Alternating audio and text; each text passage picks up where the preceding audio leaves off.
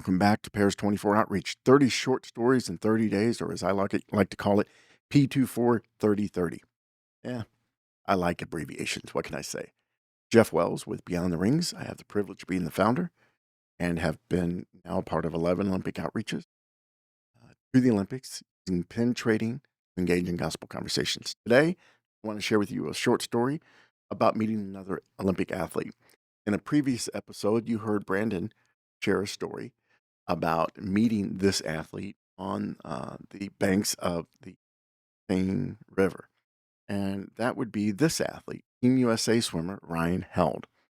And in this picture, you have me, you have the athlete Ryan in the bright red shoes, if you can't tell which one is Ryan and the guy in the white shirt. You have Destiny, and you have Brandon, and of course, you have just a little bit of the Seine River and base in the middle of the Eiffel Tower in the background. I don't know if you can get much more a Paris picture. But as Brandon had shared before, we had been out that day. We made our way to the river. We weren't planning to go there, but as we were in that area, we were kind of scouting out for the remainder of that day. It was middle of the afternoon, as well as maybe future outing locations. And we made our way down. It's the first time we were there on the edge of the thing. It's not a very wide river. I was surprised given how much talk there is and how popular river is Paris and France. Um, Lure, stories, and all that wasn't that wide. And so along the banks, they have these walkways, little half walls. A lot of people just sit there. They'll eat lunch, visit. They'll cruises that go up and down the river, that sightseeing, work tours, and all kinds of things like that. On this particular day, we had just gotten to we're on we'd just gotten to this first kind of entry point along the side of the river. And we're just kind of looking around, taking it all in, trying to kind of just figure out, like right behind us there are some boats docked right there, kind of tied up along. Nothing fancy. It's not like there were a lot of cafes down on the riverfront or anything like that. It's all pretty close, compact, and not that unique, really.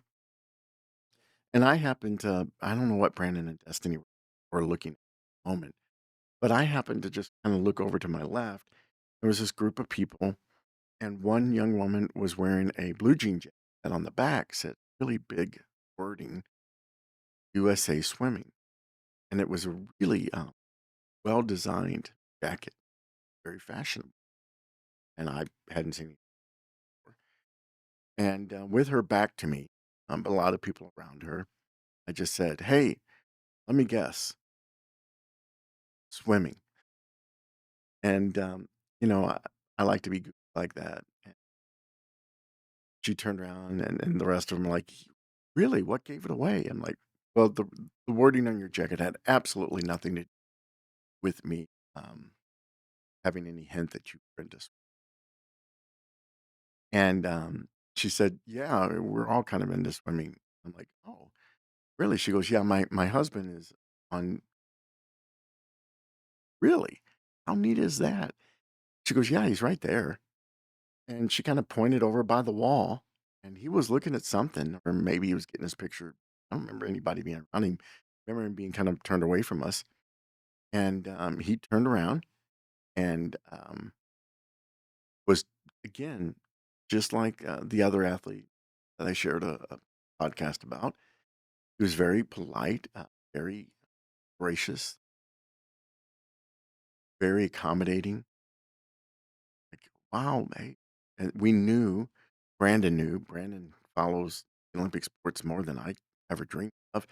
And he knew that Ryan had been a part of USA Swim that had just won gold the night before. And so this was actually his second gold medal. He'd won another gold medal in Rio 2016. And so we took the opportunity to get our pictures taken with him, and then Brandon, to his credit, Brandon asked, maybe Ryan asked about, "Hey, do you want to trade pens?" And Brandon's like, "Yeah." Brandon traded just some regular pens with him, and then Brandon launched into the gospel, Beyond the Rings gospel pen. He did a great job, but honestly, I wasn't really listening in while all this was happening. I kind of pulled back and talked a little bit with his wife. His parents were there. Her parents were there. I think there were some siblings there. I mean, it was like both families. It was a gaggle of people, and and I just took time to thank his wife for sharing him with fans like us and letting us interrupt their family outing that day.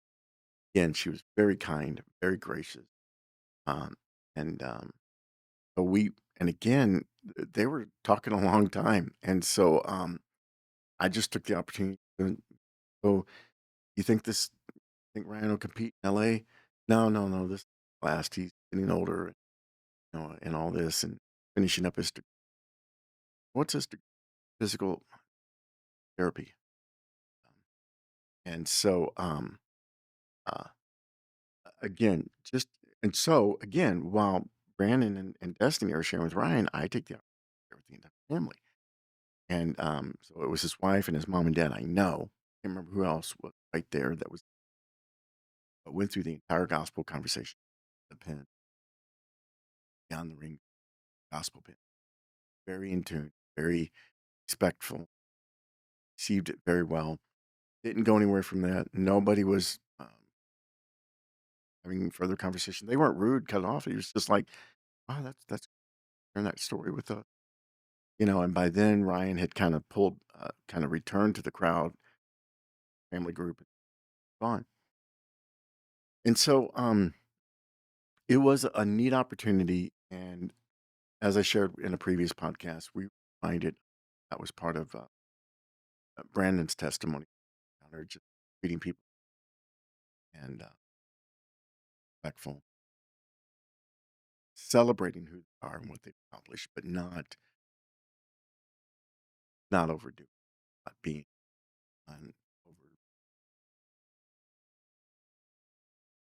And so um, I just thank the Lord for opportunities like that. And another reminder for me is, and this is true in everyday life, non-Olympic days, whether I'm at the mall or I'm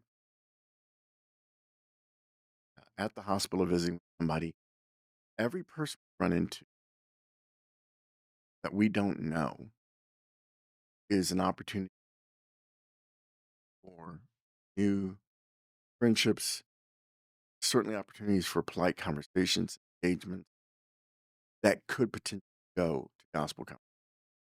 Um, and it could be the little things. This morning, I was sitting outside my doctor's office waiting for my appointment, and just happened it was in a kind of a high trafficked area, the hospital, and I yawned. The guy walking by goes, "Yeah, I haven't had my coffee either." And see, he took the opportunity to engage with me for a moment. We both, I said, "I'm not the only one," something like that, a quick whip back. But it was a moment to have an engagement. Sometimes that's all they are. They're just passing lightness, smells, hellos, whatever. Sometimes those lead into them stopping and saying, "Yeah, I had to come because I'm fighting cancer. I had to come for a radiation way too early, but it's the only time they had." Those can lead to gospel, either to share the gospel or to pray for and pray with them right then, especially when you're in the hospital. But the point is, always being ready and to engage in gospel conversation, even when you weren't looking athlete, checking out the river, then talking to an athlete. Happened. So I guess I say all that to say, may we take part and always may we do so. And from the,